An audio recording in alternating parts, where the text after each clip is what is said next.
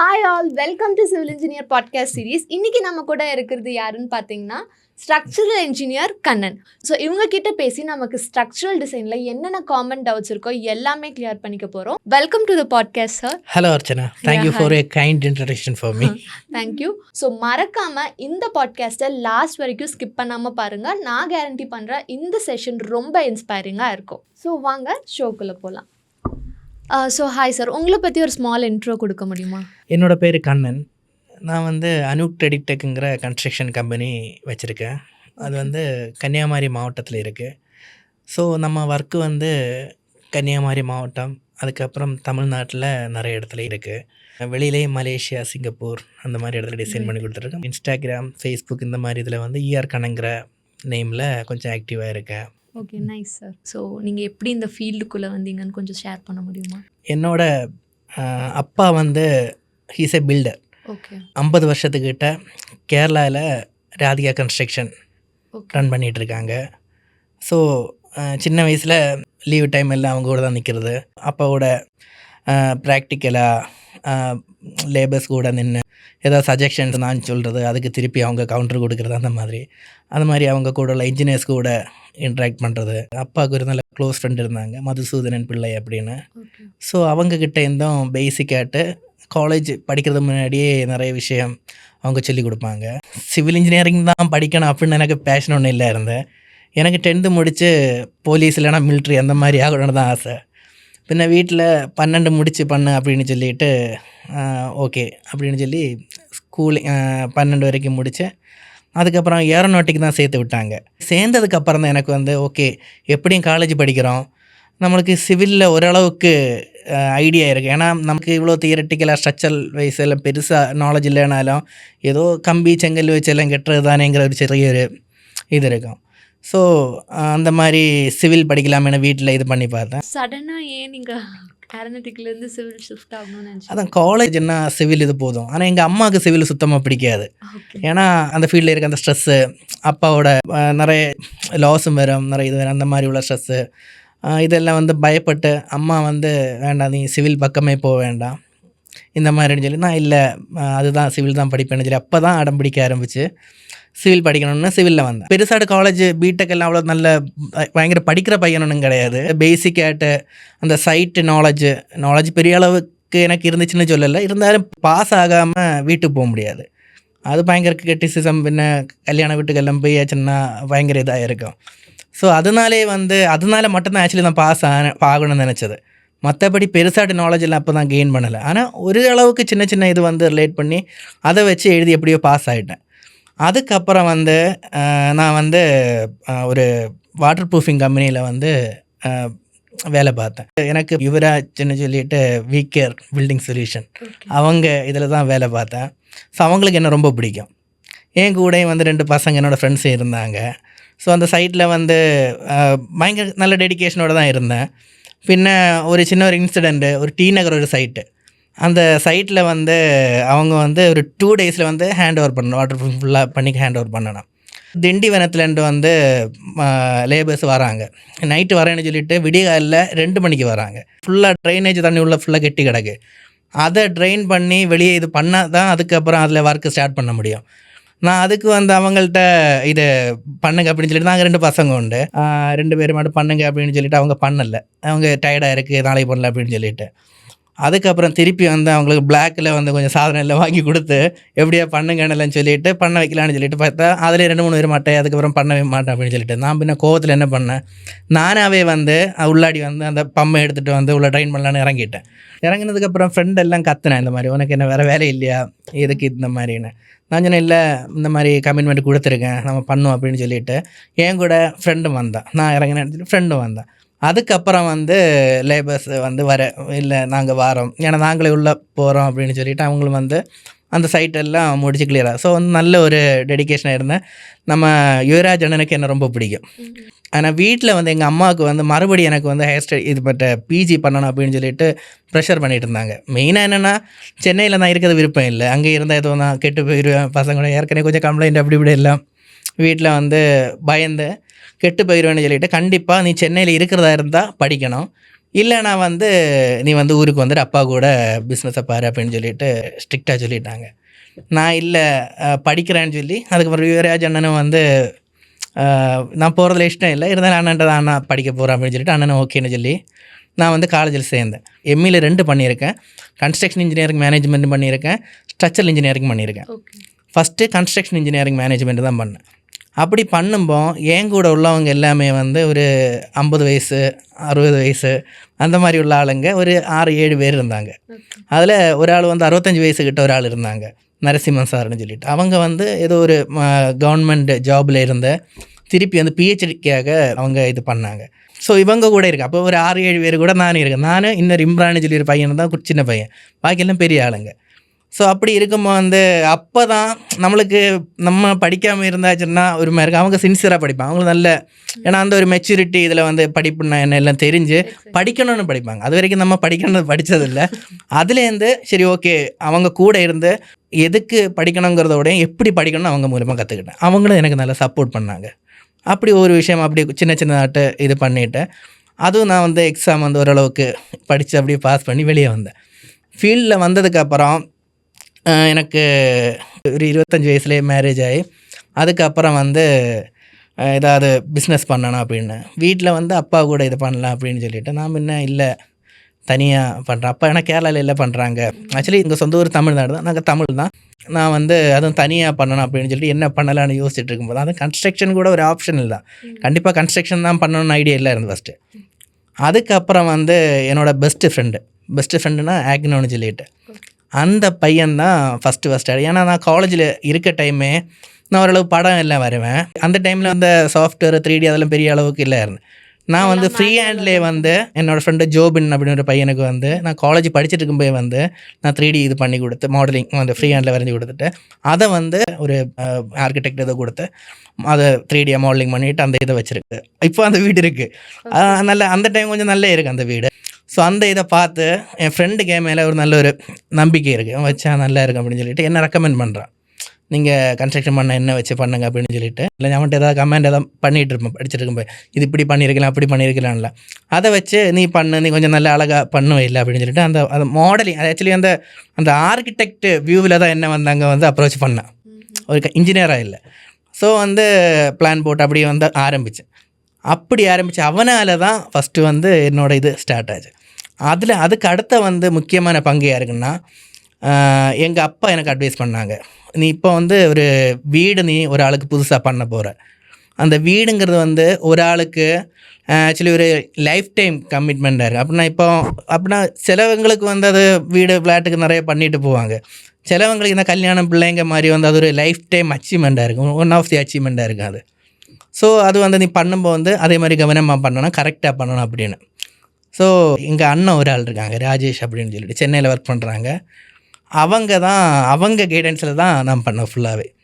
ஒவ்வொரு விஷயம் ஒரு சின்ன கல் வச்சா கூட நான் இது இப்படி வைக்கலாமா அப்படி வைக்கலாம்னா ஃபுல்லாகவே அவங்க தான் என்ன மானிட்டர் பண்ணி எப்படி பண்ணணும்னு சொல்லிட்டு என்னை வந்து ஃபஸ்ட்டு ஒரு தனியாட்டு ஆக்சுவலி ஃபுல்லாக என்ன கூட இருந்தால் கூட நான் இந்த அளவுக்கு இதாக மாட்டேன், நிறைய வாட்டி வச்சு பிரித்து. ஏன்னா பண்ணதுக்கப்புறம் அண்ணன் வந்து ஒரு லைட்டாக பரவாயில்ல இப்படி இருந்தாலும் குழப்பமில்லை, நெக்ஸ்ட் டைம் இப்படி பண்ணாதுன்னு சொன்னால் கூட நான் அதை பிரிச்சுருவேன், வேண்டாண்ணா இது பண்ணணும்னு சொல்லிடுவேன். ஆனால் வீட்டுக்காரங்க என்ன சப்போர்ட்டாக இருந்தாங்க, நான் என்ன பண்ணாலும் அவங்க எதுவும் பண்ணலை, நான் அவங்கள்ட்ட சொல்லிடுவேன், இல்லை இப்படி பண்ணால் கொஞ்சம் நல்லதுன்னு சொல்லிட்டு இது பண்ணி கரெக்டாக அந்த அண்ணனோட அந்த ஃபுல் இது பண்ணி அந்த அண்ணன் வந்து ஓகே சொன்னால் தான் அதுக்கப்புறம் இது பண்ணுறது. அந்த மாதிரி ஃபுல்லாக பண்ணி அப்படியே வந்ததுக்கப்புறம் திருப்பி வந்து வாஸ்துங்கிற ஒரு கான்செப்ட் வர ஆரம்பிச்சு. அது எப்படின்னா, நம்ம ஒரு டிசைன் பண்ணி ஏதாவது நம்ம பண்ணி கொடுக்கும்போது திடீர்னு வந்து வெளியிலேருந்து ஒரு ஆள் வந்து சொல்லுவாங்க, இது வந்து வாஸ்துப்படி இப்படி இருக்கக்கூடாது அப்படி இருக்கக்கூடாது அப்படின்னு சொல்லிட்டு. எனக்கு கேரக்டர் முன்னாடி எப்படின்னா, நம்ம ஏதாவது லைக் ஏதாவது அக்செப்ட் பண்ணணும்னா நம்மளுக்கு அது வந்து ஒரு சென்ஸ் பட்டால் தான் நம்ம வந்து அதை அக்செப்ட் பண்ணணும். நம்மளுக்கு அதில் உள்ள லாஜிக் என்னது, உண்மை இவங்க சொல்கிறது உண்மையா, மொத்தத்தில் எனக்கு அதில் எல்லாம் பெருசாக நம்பிக்கை இல்லை இருந்து பின்ன உண்மை அப்படின்னு சொல்லிட்டு நான் வந்து ட்ரெடிஷ்னல் ஆர்கிடெக்சர் கோர்ஸ் பண்ணேன். அது வந்து கேரளாவில் வந்து ஒரு காலேஜ் தான் அந்த டைமில் வந்து கவர்மெண்ட் இன்ஸ்டியூஷன் இருந்துச்சு, வாஸ்து வித்யா குருகுலம்னு சொல்லி. அது வந்து அண்டர் கல்ச்சர் டிபார்ட்மெண்ட்டே கீழே வர்றது ஒரு கவர்மெண்ட் இன்ஸ்டியூஷன் தான் அது. அங்கே வந்து ட்ரெடிஷ்னல் ஆர்கிடெக்சர் நான் வந்து அதோட பிஜி கோர்ஸ் பண்ணி ஓரளவுக்கு அந்த கோயில் டிசைனு மற்ற மாதிரி உள்ள இது எல்லாமே வந்து நீட்டாக நான் கற்றுக்கிட்டேன். அப்போ ஒர்க்கு நடந்துகிட்டே இருந்து ஓரளவுக்கு கொஞ்சம் இது ஸ்லோ பண்ணிவிட்டு அதை நான் கற்றுக்கிட்டு நான் வெளியே வரேன். அதுக்கப்புறம் வாஸ்துவில் வந்து ஒரு காரியம் இந்த மாதிரி சொல்லுவோம், நான் அவங்கள்ட்ட வந்து டைரெக்டாக கான்ஃபிடென்ட்டாக அவங்கள்ட்ட பேசுவேன். அவர் சாஸ்திரபரமாட்ட என்ன இருக்குன்னு சொல்லிட்டு நான் அவங்கள்ட்ட சொல்லுவேன், இந்த மதத்தில் இப்படி இருக்கா, மனுஷாலய சந்திரன் அதில் இப்படி இருக்கா அப்படின்னு சொல்லிட்டு நானே அப்படி பேச ஆரம்பித்தேன். அதுக்கப்புறம் வாஸ்துலேயே வந்து நிறைய நிறைய நிறைய விஷயங்கள் இருக்குது. ஆக்சுவலி அது வந்து வாஸ்துங்கிறது ஒரு ட்ரெடிஷ்னல் ஆர்கிடெக்சர் தான், இன்டர்நேஷ்னல் ஆர்கிடெக்சர் மாதிரி நம்ம இந்தியாவுக்கு வேண்டி உண்டாக்குன ஒரு ஆர்கிடெக்சர் தான் அது. அது நம்ம கிளைமேட்டு எல்லாமே டிபெண்ட் பண்ணி ஒவ்வொரு பொசிஷனும் காரியங்க அதெல்லாம் கரெக்டு. ஆனால் இந்த வாஸ்துவில் இந்த ஜோதிஷம் மிக்ஸ் ஆகும்போது தான் பிரச்சனை வரும். வாஸ்துவில் ஜோதிஷம் கலக்கும்போது தான் அது வந்து கொஞ்சம் மித்து மாதிரியெல்லாம் தோணும். அதில் எனக்கு அது சில பேர் தான் காரணமாக இருக்கும். இன்னும் எனக்கு அதில் வந்து பெரிய அளவுக்கு என்ன இதுன்னு தெரியல. ஆனால் அந்த நீங்கள் ஸ்டடி பண்ணது வச்சு ஸோ இந்த வாஸ்து எல்லாம் அது ரீசனபிளா லைக் அது கண்டிப்பாக இல்லைன்னா நான் பிளைண்டாக வந்து வாஸ்துங்கிற சம்பவமே இல்லைன்னு நான் நினச்சிருப்பேன். ஆனால் வாஸ்துலேயும் இருக்குது நிறைய விஷயங்கள் இருக்குது.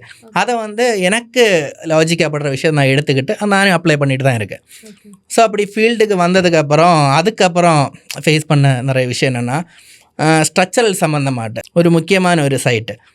அதுதான் என்னோடய கெரியரில் பெரிய இது. நான் வந்து ஃபஸ்ட்டாக மார்த்தாண்டத்தில் தான் ஆஃபீஸ் ஆரம்பித்தேன். மார்த்தாண்டத்தில் ஆஃபீஸ் ஆரம்பிக்கும்போது அந்த மார்த்தாண்டம் பில்டிங் ஓனர் வந்து அவங்க கீழே தான் இருப்பாங்க. ஸோ நான் அங்கே ஆஃபீஸுக்கு போகிறது முன்னாடி ஓனரை பார்ப்பேன். ஓனர் என்கிட்ட நல்லா பேசுவாங்க. அப்படி பேசி எங்களுக்குள்ளே நல்ல ஒரு அண்டர்ஸ்டாண்டிங் இருந்துச்சு. அப்போ வந்து நான் அந்த வாஸ்து பற்றி பேசும்போது அவங்க வாஸ்துனாலே பயங்கர எதிர். ஸோ நாங்கள் ரெண்டு அடிக்கடி டிபேட் பண்ணோம்.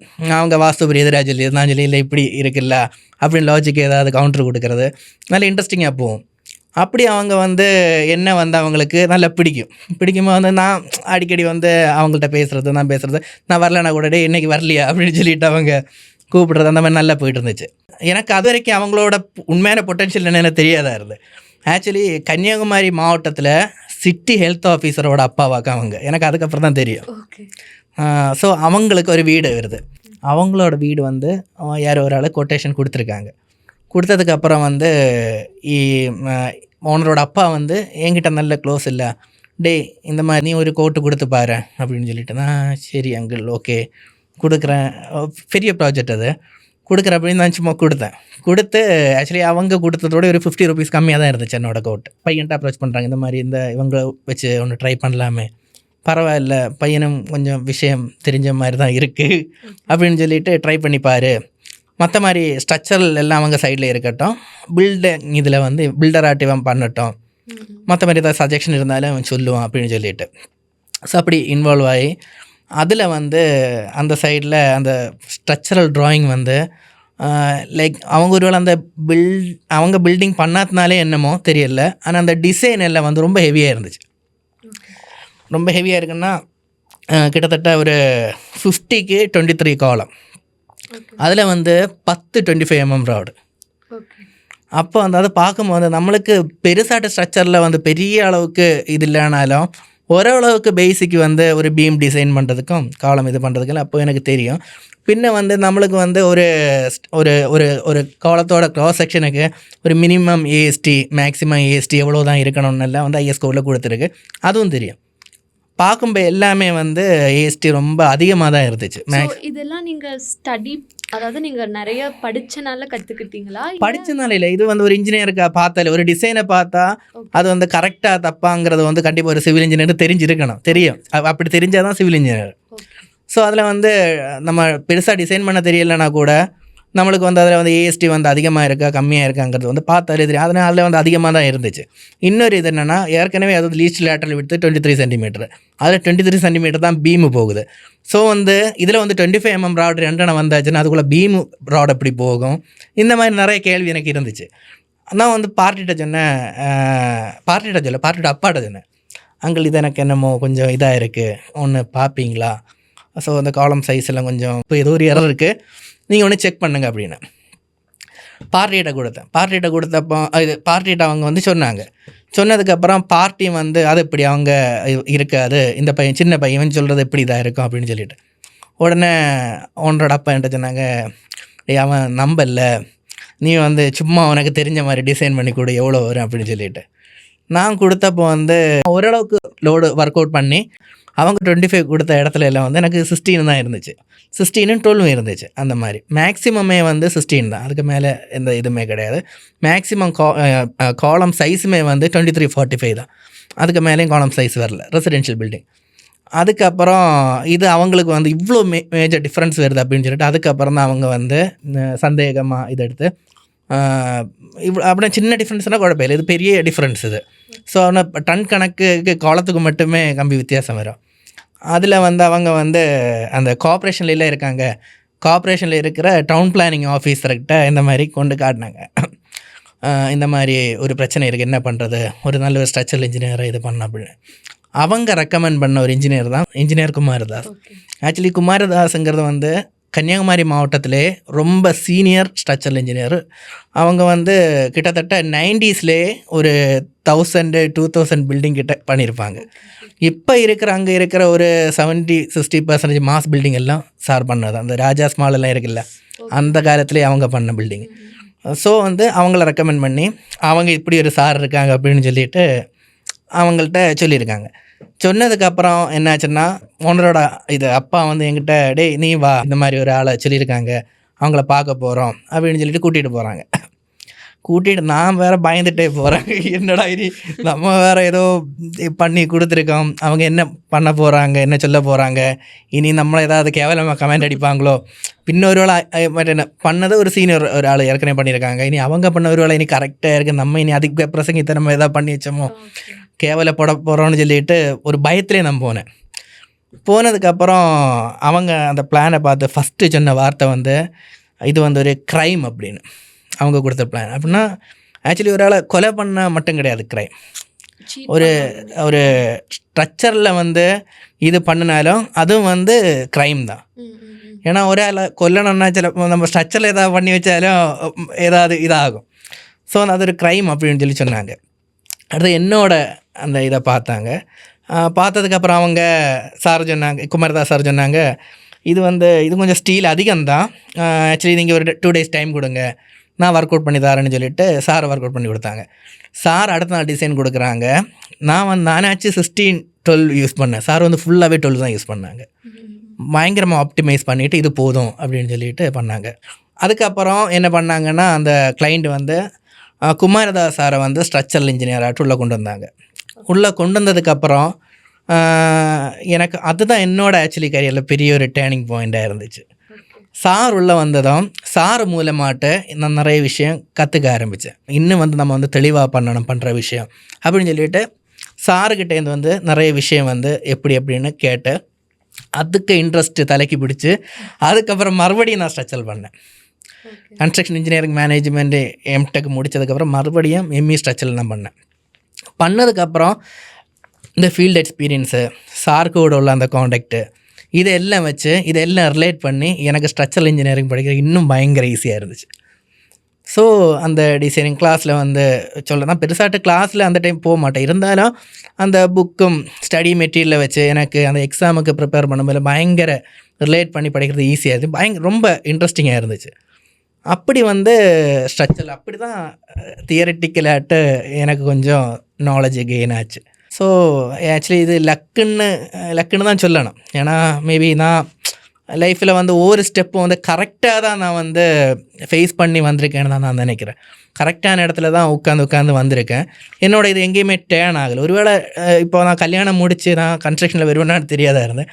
நான் ஒருவேளை கல்யாணம் முடித்து வேறு ஏதாவது பிஸ்னஸ்னு போய் இருந்தாச்சுன்னா சிலப்போ இந்த இதில் நான் இருந்திருக்க மாட்டேன். ஸோ அது கரெக்டாக அந்த டைமில் ஒரு ஆக்னோங்கிற ஒரு ஃப்ரெண்ட் இருந்ததுனால, முக்கியமாக எங்கள் அப்பா இருந்ததுனால, ஆக்னோ அவங்களோட ஒர்க்கு பண்ணும்போது ராஜேஷ் அண்ணன் அவங்க இருந்ததுனால, என்னோட ஆஃபீஸ் பில்டிங் ஓனர் அவங்க இருந்ததுனால, குமாரதாஸ் சார் இருந்ததுனால அப்படியே. ஸோ எல்லாருமே கிடைச்சாலுமே லைக் இந்த லேர்னிங் மைண்ட் செட்டுன்னு சொல்லி உங்ககிட்ட இருந்தனால தான் அது என்னென்னா இப்போ நீங்கள் வந்து லைக் ஏதோ ஒரு இது பண்ணுறீங்க, ஸோ ஒன்றும் இல்லை, ஒரு வீட்டு வேலையை பண்ணுறீங்கன்னு வைங்க, பண்ணுறீங்க. ஆனால் வந்து நீங்கள் நல்ல எக்ஸ்பீரியன்ஸ் இருக்குது, ஒரு 10 வருஷம் வீட்டு வேலை பண்ணி எக்ஸ்பீரியன்ஸ் இருக்குது. அதுக்கப்புறம் வந்து வீட்டு வேலை பண்ணுறது எப்படின்னு ஒரு ஸ்பெஷல் கோர்ஸ் போயாச்சுன்னா உங்களுக்கு அது ஈஸியாக இருக்குமா இல்லையா? எக்ஸாக்ட்லி. ஸோ அதுதான் இது. நம்ம வந்து படிக்கிற விஷயத்த வந்து கரெக்டான இது கூட ரிலேட் பண்ணி படித்தாச்சுன்னா நம்மளுக்கு எல்லாம் ஈஸியாகவும் இருக்கும், அது நல்ல பிரயோஜனமாகவும் இருக்கும். அப்படி ஒரு ஆப்பர்ச்சுனிட்டி எனக்கு அதிகமாக கிடைச்ச மாதிரி நான் நம்புகிறேன். Okay, nice. ஸோ வந்து எனக்கு இந்த குமாரதாஸ் சார்கிட்டேருந்து தான் நம்ம வந்து எந்த ரிசோர்ஸும் வந்து வேஸ்ட் ஆகக்கூடாது, எக்கனாமிக்கலாக தான் பண்ணணும் இப்படிங்கிற விஷயம் வந்து ஒரு இன்ஜினியர்னால் அப்படி தான் இருக்கணும். அப்படி இன்ஜினியர் வந்து சும்மா வீடு கட்டி கொடுக்குற இன்ஜினியர் கிடையாது. நம்ம வீடு கட்டி கொடுக்குறவங்களுக்கு எவ்வளோ லாபமாக பண்ண முடியுமோ அப்படி பண்ணி கொடுக்குறவன் தான் உண்மையான இன்ஜினியர் அப்படின்னு இன்ஜினியர் இப்போ கண்டுபிடிக்கிறதா ரொம்ப ரேரா இருப்பாங்க நிறைய. என்ன நான் கொஞ்சம் வெளியில் தெரிகிறேன், நிறைய பேருக்கு இந்த மைண்ட் செட் இருக்கும். ஏன்னா ஒரு இன்ஜினியர்னு அவங்க உணர்றவங்க அப்படி தான் பார்ப்பாங்க, எந்த ரிசோர்ஸும் வேஸ்ட் ஆகக்கூடாது, நம்ம தேவையில்லாமல். இப்போ ஒரு டன் கம்பி வந்து ஒரு பில்டிங்கில் இல்லைன்னா ஒரு 1/2 டன் கம்பி எக்ஸ்ட்ரா ஆச்சுன்னா அந்த கம்பி ஒரு பாவப்பட்ட யாருக்காவது கொடுத்தாச்சுன்னா அவங்க வேறு ஏதாவது பண்ணிட்டு போவாங்க. ஏன்னா இப்போ நீங்கள் இவ்வளோ பேசினது வச்சு எனக்கு தெரியும் போது நீங்கள் ரொம்ப மைண்ட்ஃபுல்லாக இருக்கீங்க. மற்றவங்களுக்கு வந்து நாங்கள் எங்களை நம்பி ஒரு கான்ட்ராக்ட் கொடுத்துருக்காங்க, ஸோ நாங்கள் அவங்களுக்கு சேஃபாக பண்ணி கொடுக்குறோம். ஆக்சுவலி இது மைண்ட்ஃபுல்லுங்கிறதோட இது ஒரு எத்திக்ஸ், அப்படி தான் நான் நினைக்கிறேன். அந்த எத்திக்ஸ் தான் யாருக்கிட்டையும் இப்போ mostly we can't find with people. இருக்கும், நிறைய பேர்கிட்ட இருக்குது, இல்லை நிறைய பேர்கிட்ட இருக்குது. பட் இந்த சொசைட்டிலாம் இப்போ அது இட்ஸ் ரேர் டு ஃபைண்ட். இல்லை எல்லாமே பில்டிங் ஸ்ட்ரக்சரல் இன்ஜினியர் டிசைன் பண்ணி கொடுக்குறது எல்லாமே லிமிட் ஸ்டேட்டில் வந்து எக்கனாமிக்கலாக தான் பண்ணி கொடுப்பாங்க. ஏன்னா அப்படி நம்ம சாஃப்ட்வேரில் பண்ணாலே அவங்க ஏஎஸ்டி வாரது வந்து கொஞ்சம் முன்ன அதிகமாக இருக்குமே தவிர அது வந்து மினிமமாக தான் இருக்கும். அப்படி ஸோ வந்து நம்ம நினைக்கிறது, நான் இப்போ பேசுகிறதுனாலே நான் ஏதோ பெரிய ஆள்னு நீங்கள் நினைக்கிறீங்க. மற்ற மாதிரி நான் ஏன் அப்படி பேசுகிறேன்னா, லைக் நாங்கள் ஜென்ரலி ஒரு கான்ட்ராக்டாக வீடு கொடுத்துட்டோம். நாங்கள் வீடு கட்டும்போது ஸோ நாங்கள் ஒரு லைக் நாங்கள் என்ன நினச்சோன்னா முடிச்சதுக்கப்புறம் ரொம்ப வந்து அவங்க என்ன சொல்கிறது, they was not ethical to us. அதுதான் லாஸ்ட்டில் தெரியும். என்ன கான்ட்ராக்டர்ஸ் அவங்கள சொல்லியும் தப்பு இல்லை, இப்போ அவங்களையும் தப்பு சொல்ல மாட்டேன். ஏன்னா அவங்க நினைக்கிறது அது கரெக்டு, அதுதான் சேஃப் அப்படின்னு சிலப்போ நினைப்பாங்களா இருக்கும். இப்போ நம்ம ஒரு டாக்டரை பார்த்தாச்சுன்னா அவங்க கரெக்டாக ஏதாவது இதுன்னா அதை டயக்னைஸ் பண்ணி நம்மளுக்கு வந்து மருந்து ஏதாவது கொடுப்பாங்க. இதே இது ஒரு மெடிக்கல் ஸ்டோர்லேயே எங்கள் ஊரில் வந்து பழக்கம் இருக்குது, ஒரு தலைவலினா சிலப்போ மெடிக்கல் ஸ்டோரில் போய் கேட்பாங்க. அங்கே கேட்கும்போதும் தலைவலி எனக்கு கொஞ்சம் மாத்திரை தாருங்கன்னு கேட்டாச்சுன்னா அவங்க எடுத்து கொடுப்பாங்க. அவங்க ஆக்சுவலி தலைவலி குறையணும் தான் எடுத்து கொடுக்குறது. அவங்க வந்து இவன் நாசமாக போட்டுன்னு எடுத்து கொடுக்க மாட்டாங்க, தலைவலி குறையட்டு அப்படின்னு சொல்லி எடுத்து கொடுப்பாங்க. ஆனால் வந்து அதோட பின்விளைவு என்ன அதை பற்றி அவங்களுக்கு அந்த அவேர்னஸ் தெரியாது, அவங்களுக்கு அந்த இது யோசிக்க மாட்டாங்க. மேபி அதனால வந்து வேறு ஏதாவது எஃபெக்ட் நம்மளுக்கு வருமா, அது வந்து கரெக்டாக இது கொடுக்கலாமா அப்படின்னு நிறைய அது அவங்க லைனில் நிறைய இது இருக்குது. அதே மாதிரி கான்ட்ராக்டர்ஸும் அவங்களோட எக்ஸ்பீரியன்ஸுக்கு அனுசரித்து அவங்க வந்து வேறு இன்ஜினியர்ஸ்கிட்ட இது பண்ணி அனுசரித்து இப்போ ஒரு 20 அடி ஸ்பேனுன்னா இந்த இது தான் போடணும் அப்படின்னு சொல்லிட்டு அவங்க மென்டலி ரெஜிஸ்டர் ஆகிருப்பாங்க. ஆனால் ஒரு பீம்னு வரும்போது அதில் எது டிவிஎம்மு எது ரெக்டாங்கிள் பீமு அதோட பிஹேவியர்ஸு இந்த மாதிரி நிறைய விஷயங்களை வச்சு தான் நம்ம வந்து டிசைன் பண்ணணும். ஸோ அது அவங்களுக்கு தெரியாதது வந்து அது அவங்க குற்றம் இல்லை. ஸோ அவங்க அது கரெக்டுன்னு நினச்சி பண்ணுறாங்க, அவ்வளோதான். பில்டிங் பண்ணினாலே அது இன்ஜினியர் தான் பண்ணணும்னு அவசியம் கிடையாது, பில்டர் யார் வேணாலும் பில்டிங் பண்ணலாம். ஆனால் பண்ணுறது வந்து கரெக்டாக ஒரு இன்ஜினியரோட கைடன்ஸில் வந்து பண்ணியாச்சுன்னா அது வந்து ஒரு ஹெல்த்தியான பில்டிங்காக இருக்குன்னு நான் சொல்கிறேன்.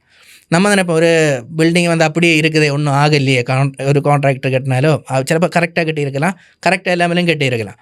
நம்ம இப்போ சேரில் இருக்கோம், நீங்கள் ஒரு ஒரு அன்ஹெல்த்தியாக ஒரு ஆளாக இருந்தாலும் நான் ஒரு ஹெல்த்தியான ஒரு ஆளாக இருந்தாலும் இப்படியே தான் நம்ம இருப்போம். அது டிஃப்ரெண்ட் பார்க்குறவங்களுக்கு தெரியாது. ஆனால் அவங்களுக்கு வந்து அது ஹெல்த்தியாக இருக்கிறாங்களா இல்லையான்னு வந்து ஏதாவது ஒரு ஆக்டிவிட்டி பண்ணும்போது தான் தெரியும். ஸோ அதே மாதிரி வந்து ஏதாவது ஒரு எக்ஸ்டர்னல் ஸ்ட்ரெஸ் ஏதாவது வரும்போது தான் தெரியும் பில்டிங் வந்து கரெக்டாக இருக்கா இல்லையான்னு சொல்லிட்டு. ஸோ அப்படி பண்ணுறதா இருந்தால் கரெக்டாக ப்ராப்பர் ஒரு இன்ஜினியரோட லைனில் போகிறது தான் நல்லது. ஸோ இப்போ எஸ்டினா என்னன்னே தெரியாமல் நிறைய பேர் இப்போ வாட் இஸ் ஸ்ட்ரக்சரல் டிசைனிங்னே தெரியாமல் இருக்காங்க. ஸோ ஸ்ட்ரக்சரல் டிசைனிங்னா என்னென்னு ஒரு சின்ன ப்ரீஃப் கொடுக்க முடியும்? ஸ்ட்ரக்சரல் டிசைனிங்னா என்னென்னா, நம்ம வந்து எந்த ஸ்ட்ரக்சர் பண்ணினாலும் எல்லாமே டிசைன் பண்ணி தான் பண்ணணும். எல்லாத்துக்கும் டிசைன் இருக்குது. நம்ம இப்போ ஒரு பிரிக் ஒர்க்கு ஒரு லோடு பியரிங் ஸ்ட்ரக்சர்னாலும் சரி, ஃப்ரேம்டுனாலும் சரி, அது ஒரு ரபுள் மேசன்ட்ரி ஸ்ட்ரக்சரானாலும் சரி, இப்போது நம்ம சாதாரண பழைய காலத்தில் கூரை வீடு பண்ணுவாங்க இல்லை அதுனாலும் சரி, எல்லாத்துக்கும் ஒரு ஸ்ட்ரக்சரல் டிசைன் இருக்குது. கூரை வீடு கட்டுறது கூட கரெக்டாகிட்டு நம்ம என்ன கம்பு யூஸ் பண்ணுறோம், அதில் எப்படி டை பண்ணுறோம், அதுக்கு வந்து மற்ற பிச்சர் ரூஃப்னா அது எப்படி இது பண்ணுறோம், அதோட ரிட்ஜஸில் எப்படி இது கொடுக்குறோம், எல்லாத்துக்குமே ஒரு முறை இருக்குது. அதுக்கு கொஞ்சம் அப்கிரேடு வேர்ஷன் தான் இந்த ஓடு வீடுன்னு எல்லாம் சொல்லியது. அதுக்கு கொஞ்சம் அப்கிரேடு வேர்ஷன் தான் நம்ம மற்ற லோடு பியரிங் ஸ்ட்ரக்சர்னு எல்லாம் சொல்லுது. ஸோ வந்து எல்லாமே இதுதான் டிசைன். அந்த ஸ்ட்ரக்சர்லுங்கிறது வந்து அவ்வளோ காம்ப்ளிகேஷனாகிட்டு நம்ம பார்க்குற அளவுக்கு இது கிடையாது. பேசிக் எல்லாமே இதுதான். ஆனால் ஒவ்வொன்றுக்கும் ஒவ்வொரு மெம்பர் வச்சு நம்ம இப்போ வந்து நான் சொன்ன மாதிரி ஒரு கம்பு வச்சு யூஸ் பண்ணால் இது நம்மகிட்ட பிரிக் வச்சுன்னா இது. ஸோ ஒவ்வொன்றுக்கும் பிஹேவியர் வித்தியாசமாக இருக்கும். பிஹேவியருக்கு அனுசரித்து அதோட ஸ்ட்ரக்சரல் டிசைனை வந்து அதுக்கு ஏற்றபடி இது பண்ணணும். ஸோ ஹோப் இந்த செஷன் உங்களுக்கு ரொம்ப ஐ ஓப்பனிங்காக இருந்திருக்கும்னு நம்புகிறேன். ஸோ இவங்க சொன்ன ஒவ்வொரு விஷயமும் ரொம்ப இன்ஸ்பைரிங்காக இருந்துச்சு. ஸோ மேபி இப்போது இவங்ககிட்டேருந்து நாங்கள் கற்றுக்க வேண்டிய ஒரு விஷயம் என்னென்னு பார்த்தீங்கன்னா, ரொம்ப நிறைய லேர்னிங் மைண்ட் செட் இவங்ககிட்ட இருக்குது. ஸோ இப்போது ஒரு கஸ்டமர் வாஸ்து பற்றி சொன்ன உடனே இவங்க போய் வாஸ்து பற்றி படிச்சிருக்காங்க. ஸோ அந்த மைண்ட் செட் எல்லாருக்குமே சீக்கிரமாக வந்திருக்காது. ஒரு நல்ல எக்ஸ்பர்டைஸோட கான்டாக்ட் கிடைச்சி கூட நாங்கள் அதில் இன்னும் கற்றுக்கணுங்கிற அந்த ஹங்கர் அவங்கக்கிட்ட இருந்துக்கிட்டே இருந்திருக்குன்னு சொல்லி நான் நினைக்கிறேன்.